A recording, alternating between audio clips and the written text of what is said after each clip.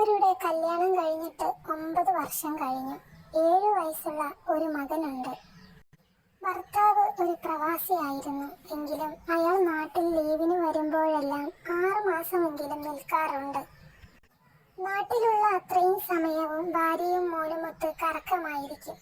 അവർ ഒരുമിച്ച് പോകാത്ത ഒരു സ്ഥലവും ബാക്കിയില്ല. കാണുന്നവരെല്ലാം പറയും, ഇവർക്ക് എന്നും ഇതാണോ പണി എന്ന്. അയാൾ ഒരു പാവമായിരുന്നു. അയാളുടെ ഭാര്യയാണെങ്കിൽ വല്ലാത്തൊരു സ്വഭാവമായിരുന്നു. ആരെങ്കിലും എന്തെങ്കിലും പറഞ്ഞാൽ അവർക്കത് ഇഷ്ടപ്പെടില്ല. അവർക്ക് ആരും അവരെ ഉപദേശിക്കുന്നത് ഇഷ്ടമല്ലായിരുന്നു. എന്നാൽ നാട് മുഴുവൻ പുളുവടിച്ച് നടക്കുന്നതായിരുന്നു അയാളുടെ ഭാര്യയുടെ പണി. കാണുന്നവരെല്ലാം കണ്ണുവെക്കുന്ന തരത്തിലുള്ള ജീവിതം. ഭാര്യ ഏതു നേരത്തും ഫോണിലായിരിക്കും. സോഷ്യൽ മീഡിയയിൽ നിറഞ്ഞു നിൽക്കുന്ന ഒരാളായിരുന്നു അയാളുടെ ഭാര്യ. ഭർത്താവ് ലീവ് കഴിഞ്ഞു പോയാൽ ആ വീട്ടിൽ പലരും വരും. ആരും അത് തിരക്കുന്നത് അവൾക്കിഷ്ടമല്ല. അതുകൊണ്ട് തന്നെ ആരും ഒന്നും ചോദിക്കാൻ പോകില്ലായിരുന്നു. ഒരു ദിവസം അവിടെ ഒരാൾ വന്നു. ഇതാരാണെന്ന് ചോദിച്ചപ്പോൾ ഫ്രണ്ടാണെന്നും പറഞ്ഞു. ആ രാത്രി മുഴുവൻ ആ ഫ്രണ്ട് അവളുടെ കൂടെ ഉണ്ടായിരുന്നു. അവളുടെ മകനും അവർക്കൊപ്പമുണ്ട്. ചോദിക്കാനും പറയാനും ആരും ഇല്ലാത്തതുകൊണ്ട് അവൾക്ക് തോന്നിയതുപോലെ ജീവിച്ചു. അന്യനാട്ടിൽ കിടക്കുന്ന ഭർത്താവ് ഇതൊന്നും അറിയുന്നില്ലല്ലോ. അയാളുടെ ലോകം എന്ന് പറയുന്നത് തന്നെ ഈ മകനും ഭാര്യയും മാത്രമായിരുന്നു.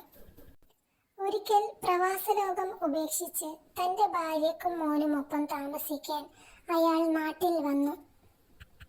ഒരു 6 മാസത്തോളം സന്തോഷത്തോടെ പഴയതുപോലെ ജീവിച്ചു. കുറച്ചുനാൾ കഴിഞ്ഞപ്പോൾ അവൾക്കൊരു ജോലി കിട്ടിയെന്നും പറഞ്ഞ് അവൾ മകനെയും കൂട്ടി അവളുടെ വീട്ടിലേക്ക് പോയി. പക്ഷേ ആ ഭർത്താവ് അപ്പോഴും അറിയുന്നില്ലായിരുന്നു ഭാര്യ അയാളെ ഉപേക്ഷിച്ച് മറ്റൊരുത്തന്റെ കൂടെ പോകുന്നതാണെന്ന്. ദിവസങ്ങളോളം അവൾ ഭർത്താവിനെ പറഞ്ഞു പറ്റിച്ചു. ഉടനെ തിരിച്ചു വരും എന്ന പ്രതീക്ഷയും അയാൾക്ക് കൊടുത്തു. അയാൾ ദിവസങ്ങളോളം ഭാര്യയെയും മകനെയും കാത്ത് ആ വീട്ടിൽ ഒറ്റയ്ക്ക് കഴിഞ്ഞു. പക്ഷേ അവൾ തിരിച്ചു വന്നില്ല. പകരം കേട്ടത് തന്റെ ഭാര്യ മറ്റൊരുത്തന്റെ കൂടെ ഒളിച്ചോടിപ്പോയി എന്നതാണ്. അത് കേട്ട് അയാൾ ആകെ തകർന്നുപോയി. ആരോടും മിണ്ടാതെ പുറത്തൊന്നും പോകാതെ വീട്ടിനകത്ത് കുറേ ദിവസം കതകടച്ചിരുന്നു. മകനെ കാണാനും സംസാരിക്കാനും കൂടെ നിർത്താനും അയാൾ കഴിവിന്റെ പരമാവധി ശ്രമിച്ചു. പക്ഷേ നടന്നില്ല. ആ കുഞ്ഞിന്റെ മനസ്സുപോലും അവൾ പറഞ്ഞു മാറ്റിയിരുന്നു. ആ ഭാര്യയ്ക്കും മകനും വേണ്ടിയായിരുന്നു അയാൾ ആ പ്രവാസലോകം പോലും ഉപേക്ഷിച്ചു വന്നത്, അവരുടെ സന്തോഷത്തിനു വേണ്ടി. എന്നിട്ട് സംഭവിച്ചതോ, അയാൾ തീർത്തും ഒറ്റപ്പെട്ടുപോയി. ഭാര്യ അവളുടെ സുഖം നോക്കിപ്പോയി. എല്ലാ പ്രവാസികളുടെ ഭാര്യമാരും അങ്ങനെയാണെന്ന് ഞാൻ പറയില്ല. ചില നല്ല ഭാര്യമാരും ഉണ്ട്.